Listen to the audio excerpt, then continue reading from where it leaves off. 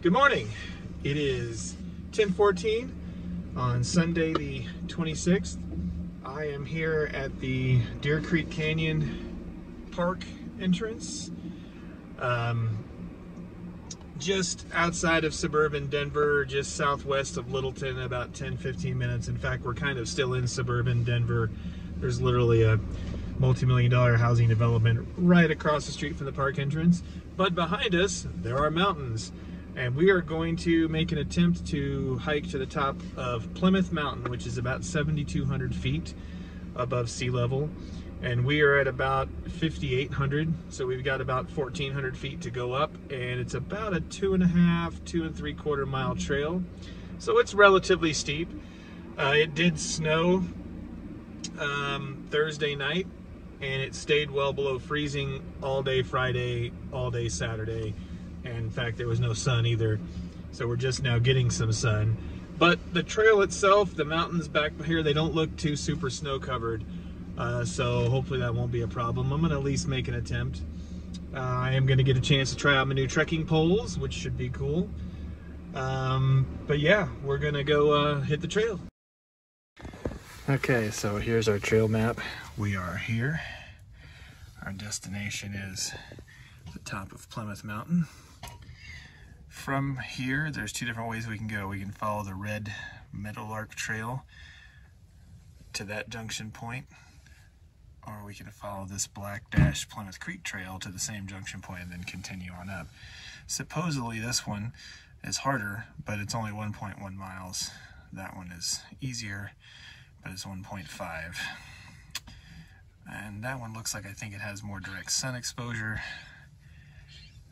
Yeah, we're gonna take that one. It's a little longer, but we'll do it. Okay. So we made it up a little ways further. Right there, between those two hogbacks, you can kind of see downtown Denver way off in the distance. At least I think that's downtown. No, that's not downtown. That's the tech center. Yeah. As you can see, not a lot of snow. I really thought there'd be more. There's a little snow on the trails, but it's nice and packed and real shallow. So no need for any microspikes. Just gonna make my way up. That's the Lockheed Martin facility. So we've kind of turned around to the north side of the mountain here. This is looking back east out to the plains and South Valley Park. And then this is looking back west. That little knob up there, right in the center screen, just past those trees, is Bill Couch Mountain. It's about 7,200 feet. That's an unnamed peak that's a little bit taller. And that's Wilds Mountain, which is 7,400. We're heading to Plymouth Mountain, which is on the other side of that. You can't see it from here yet, but it's about 7,200 feet. We've only come up about 200 feet in elevation, so we still got a ways to go. But I'm doing pretty good so far, and the snow has not been a problem. I was really worried that I wasn't going to get to hike at all, just because of all the snow and the temperatures. But yeah, this hasn't been bad at all, and it's, as I figured, it's pretty dead. I've passed like 3 other people hiking so far, and I don't think any of them are going up here to the top. I think they were just kind of hiking around the lower trails. So I just wanted to start by showing you that house way up there on that hill. That's pretty badass. But yeah, we've gone probably about a mile, about 500 or 600 feet of elevation gain. There's that Lockheed Martin facility directly above it. That's Mount Morrison. And then we can pan out around here and pretty much see the entire Denver metro area stretching out to the east from us, and some people with some really nice houses. So I'm kind of experimenting with my layers here, trying to find the right combination. The toughest thing about hiking in the winter is just layering properly. You know, you don't want to sweat too much. You don't want to be too warm, because when you start walking, you're going to sweat, especially going uphill. And if you sweat too much, then you soak inside your clothes, and then you're even colder. I've actually stripped down my long sleeve under layer, base layer is now in my backpack, and I've just got my short sleeve wool shirt with my basically my raincoat over it. And in some instances that's still a bit too warm, but it's definitely better. My next big purchase is going to be a really nice Gore-Tex shell layer outer jacket that breathes really well. But overall, this hike's going really well, because I've gone almost the same amount of elevation gain as I did on my first Mount Morrison attempt, and here shortly I will have gone the same distance, and I feel way better. And I'm thinking I might make it all the way to the top, as long as the hiking conditions don't get too bad and the snow doesn't get too deep. So we've now swung around the north side, and the trail has got considerably different. That is our destination up there. We're going to be heading back here further into the woods, and there's definitely more snow back here. And we are heading west, and we're going to slowly wrap around the north side of the mountain, gaining elevation all the way around to the south side until we turn north and head up to the top. So hopefully there's not too much snow that I can't continue, but we're going to see. Man,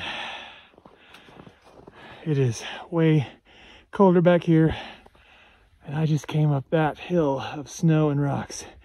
It's going to be fun going back down. It's just super pretty back in here with all the snow. So we just went up a really rough uphill segment. It was snow covered with rocks, and it's gonna be real fun trying to get back down.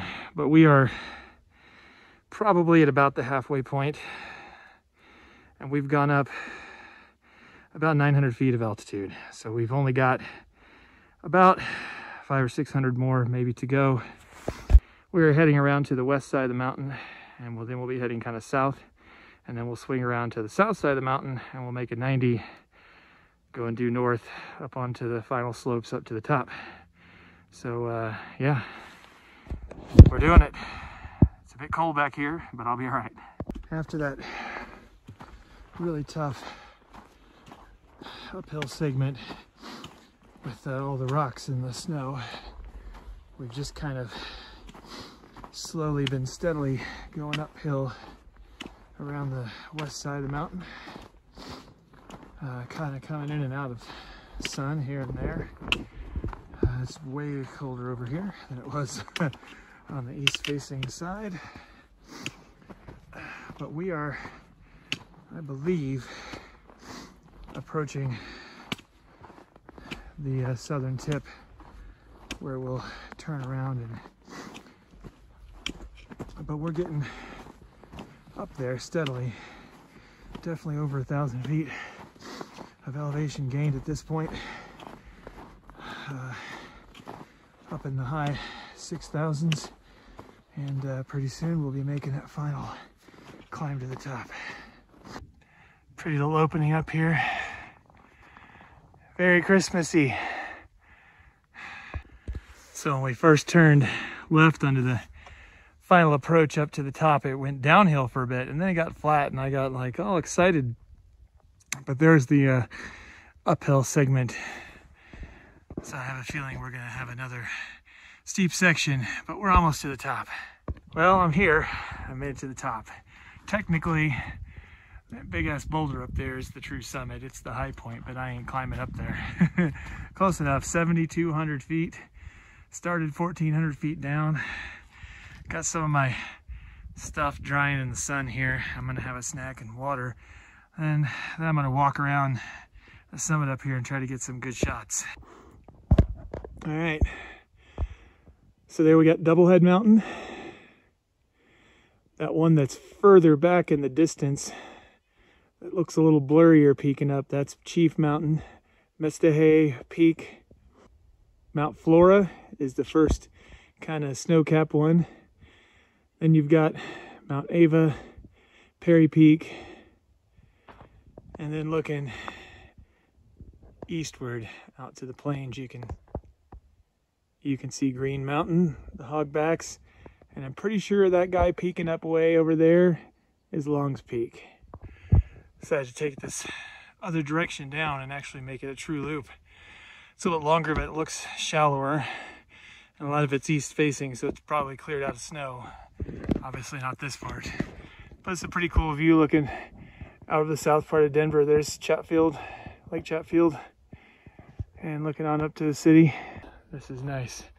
It's a nice gentle downward trail, switchbacks. Definitely east side of the mountain, so not nearly as much ice and snow, but pretty good views still. Looking out, there's downtown Denver up there. So here we are, where we're joining back up with the Plymouth Creek Trail. From the other side of the loop I came down, so now we're just gonna go downhill through this shady area. We'll be back out of the sun before you know it, and we'll be almost down. Okay, so made it back. Battery started getting low because I was running the All Trails app to track myself. I realized it was in the background draining the battery, so I didn't get a whole lot of pictures on the way down. I didn't really get a whole lot of video footage at all. I hope it looks good after I'm done with it.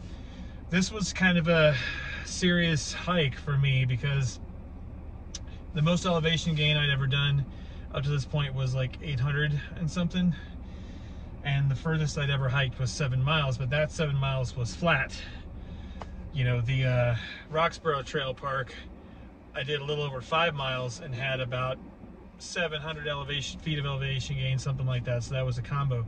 This kind of took it to the limit because it clocked in at just under 7 miles, just short of my longest hike, but with 1,400 feet of elevation gain and a lot of snow. I'm glad that I took my trekking poles. They really helped, especially going downhill. I think my next investment is going to be a set of microspikes because I really wished I'd had some on this trek. There were some dicey areas where the snow and ice got a little slick and it was a little steep, and you know, I'm still favoring that hip just a little bit, that leg on that side. So, but I made it, and now it's time to go have a celebratory beer. Just wanted to say thanks for watching. I hope that you like the content. I hope that you will subscribe, comment. I'm new to this, so if you have any tips or suggestions, let me know. But I will see you all on the next hike.